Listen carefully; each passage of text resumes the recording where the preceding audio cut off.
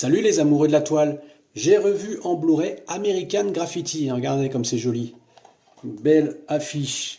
C'est un film qui reste dans la mémoire collective comme un atout du cinéma, un peu peut-être comme La Fureur de vivre de Elia Kazan en son temps avec un James Dean, et oui, car à la production il y a Francis Ford Coppola, à la réalisation il y a George Lucas, et devant la caméra on retrouve pour les plus connus Richard Dreyfuss, Harrison Ford, Ron Howard qui basculera dans la réalisation, les autres étant un peu moins majeurs.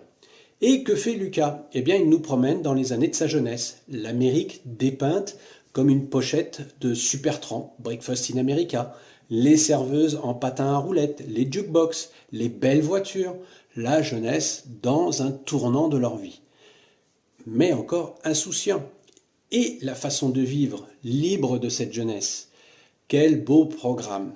Mais le fait est, c'est qu'on s'ennuie ferme en voyant ces losers se trimballer dans les rues d'une petite ville, roulant les mécaniques parce qu'ils sont au volant de leur voiture chromée et rutilante, sans but réel d'ailleurs, juste déambulant au gré des feux rouges et alliant ou allant toujours le point de repère, le café ultra branché du quartier. Eh bien, certes, c'est rigolo de voir ces stars en devenir dans l'un de leurs premiers films, mais c'est tout.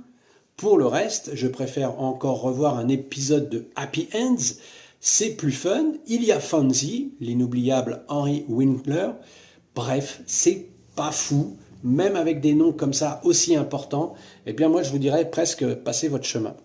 Voilà, sur ce, bye bye.